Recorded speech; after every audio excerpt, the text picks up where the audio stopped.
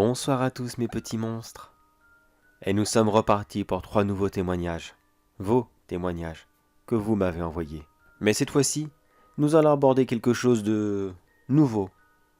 Enfin, c'est pas vraiment nouveau on va dire, mais sur cette chaîne en tout cas, ça sera nouveau. C'est un autre thème de l'horreur.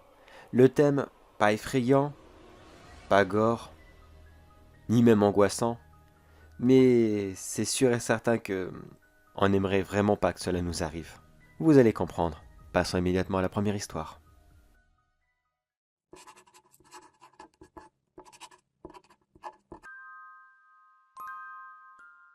Cette première histoire s'est passée il y a à peine quelques mois.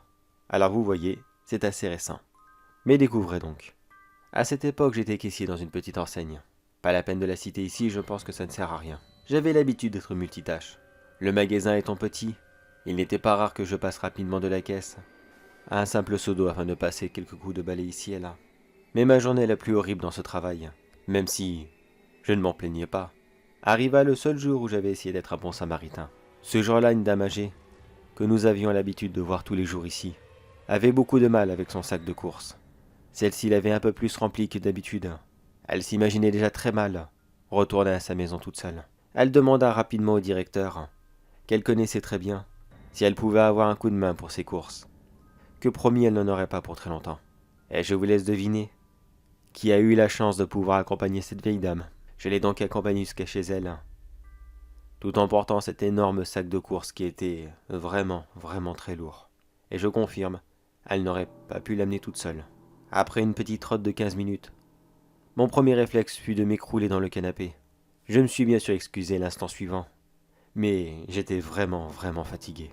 La vieille dame a ri et m'a demandé de rester ici dans le salon. Pour me remercier de l'avoir aidé, elle voulait faire un petit geste, ce qu'on appelait à son époque donner la pièce. Elle rajouta rapidement que si elle tardait un peu trop, je pouvais me servir dans le cellier de la cuisine, en cas où j'aurais eu un petit creux. Sur le coup, je ne pensais vraiment pas à ça. Je n'avais qu'une seule envie, retourner au travail au plus vite avant de me faire engueuler. Les minutes passèrent très lentement. J'avais littéralement l'impression d'être ici depuis des heures. Et effectivement, la fin avait commencé à venir. Pas une énorme fringale, bien sûr, mais suffisamment emmerdant pour ne penser qu'à ça. J'ai donc rapidement jeté un coup d'œil dans le cellier. Il n'y avait pas grand-chose dans celui-ci. Des centaines de boîtes de conserve et autres bocaux contenant des légumes du jardin. Je tombais quand même rapidement sur un bocal contenant plusieurs cacahuètes. J'ouvris celui-ci et je commençai à en manger quelques-unes, afin de voir quel goût elles avaient.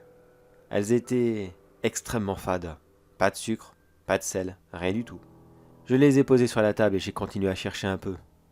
Mais à part ça, il n'y avait vraiment rien que je pouvais grignoter maintenant. Je me suis donc rabattu sur ces cacahuètes. Et au fur et à mesure d'attendre la dame, j'ai finalement terminé le pot. Et je n'en ai laissé aucune. J'avoue qu'à ce moment, je me suis senti mal. Et si elle en avait besoin pour l'une de ses recettes? Merde, qu'est-ce que j'aurais pu dire?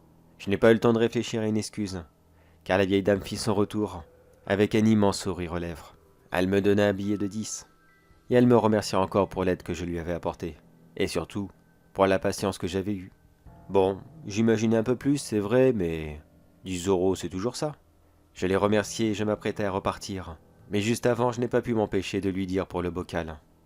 Je lui ai rapidement raconté que j'avais mangé l'intégralité des cacahuètes qu'il contenait, et que je m'en excusais car je ne savais vraiment pas s'ils étaient importants. C'est alors que la vieille dame me répondit « Oh, mais ne vous inquiétez pas, mon bon monsieur. De toute façon, avec le peu de dents qui me reste, la seule chose que je pouvais faire, c'était sucer le chocolat qu'il y avait dessus. »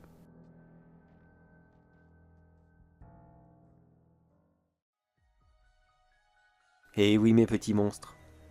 Cet homme a littéralement mangé les restes d'une vieille dame.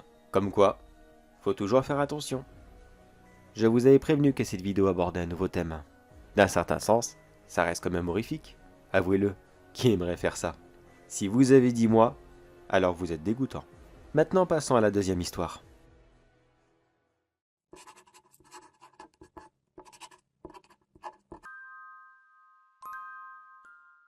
Cette histoire s'est passée il y a quelques années.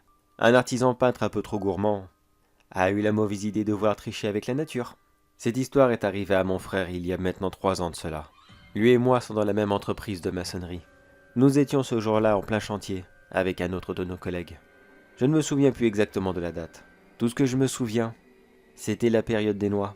Et sur ce chantier, il y avait justement un énorme noyer. J'avoue que, gourmand comme j'étais, nous profitions de chaque pause, afin de nous poser en dessous de cet arbre, et cueillir quelques noix ici et là, afin de grignoter un petit peu. Il y avait 2 types de noix dans cet arbre, ceux qui étaient encore accrochés aux branches, et ceux qui étaient par terre, cassés, prêts à manger. Oui, oui, complètement hors de leur coquille. Personnellement, ne sachant pas qui les avait cassés, je préférais manger celles qui étaient dans l'arbre, et mon collègue a fait de même. Mais mon frère, lui, étant très gourmand, et surtout très impatient, les a littéralement toutes mangées. Il devait y en avoir une 30aine en tout. J'avais beau essayer de lui expliquer que des noix ne se cassent pas comme ça, c'est contre nature. Mais celui-ci n'arrêtait pas de dire « Mais non, c'est sûrement un écureuil qui a fait ses dents ou quelque chose comme ça, c'est rien du tout, vous allez voir, c'est propre. » La journée de travail continua normalement, et avant de quitter les lieux, nous sommes restés une petite demi-heure avec le propriétaire, afin de discuter de tout et de rien, comme nous avions l'habitude de faire. À un moment dans la conversation, nous avons abordé ces fameuses noix, qui étaient posées là, cassées, prêtes à manger, sans avoir dit au propriétaire que mon frère les avait mangées. Celui-ci nous dit « Oh, mais ne vous inquiétez pas les gars, c'est juste ma vieille chienne. Elle est en fin de vie et ses dents lui font extrêmement mal. Elle s'amuse à les ramasser et à les casser. Elle ne les mange pas, mais ça la soulage un peu de faire ça. »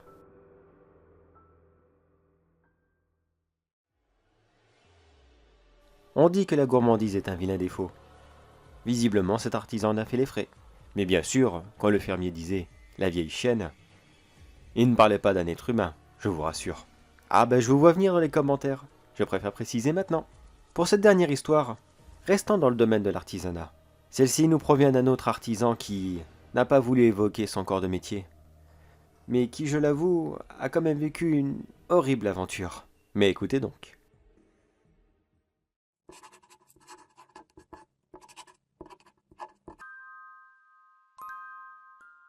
Pour cette histoire, je ne saurais pas quand est-ce que cela s'est passé. Et je pense que cela n'est pas spécialement important finalement. Vous verrez bien. J'étais dans une ferme pour faire une réparation de clôture. À cette époque, il faisait très chaud, et je n'avais malheureusement rien pris pour me rafraîchir. J'avais bien sûr quelques bouteilles d'eau, mais à part me donner une grosse envie de pisser, cela ne changeait pas grand-chose. J'ai travaillé comme cela pendant plusieurs heures de suite, mais avec cette chaleur qui devenait insoutenable, j'ai décidé de faire une pause et de faire un tour de la ferme, en essayant tant bien que mal de mettre la main sur un robinet extérieur, avec lequel j'aurais espéré pouvoir me rafraîchir un peu. Il m'a fallu plusieurs minutes pour en trouver un. J'avoue que celui-ci était vraiment bien caché. Il ne devait visiblement pas beaucoup servir. Mais moi, de toute façon, du moment qu'il fonctionne, je n'ai pas vraiment besoin de savoir s'il est beau ou pas. Je l'ai donc allumé et attendu un peu, pour que l'eau en sorte. J'avoue que sur le coup, elle avait pris un bon moment pour remonter. J'aurais dû remarquer qu'il y avait quelque chose de bizarre. Mais non.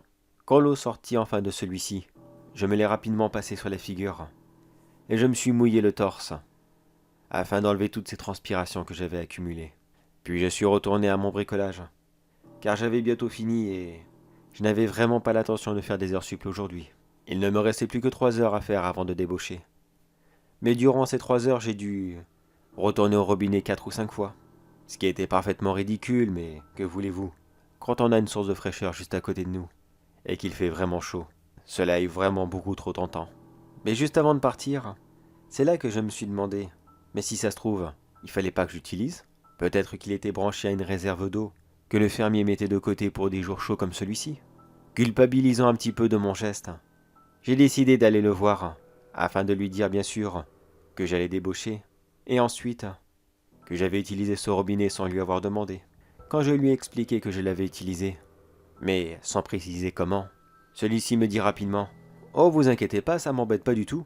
Il est relié à une nappe phréatique qui passe en dessous ma ferme. Même si, à cette période de l'année, il n'y a tellement pas de pluie, que la grande majorité de l'eau qui sort, c'est surtout de la pisse et de la merde des vaches qui s'accumulent dans le sol. » On dit que les bains de boue sont bons pour la peau. Mais les bains de merde, par contre, je suis pas vraiment sûr. Faudra lui demander. Et voilà mes petits monstres. Ces 3 histoires sont terminées.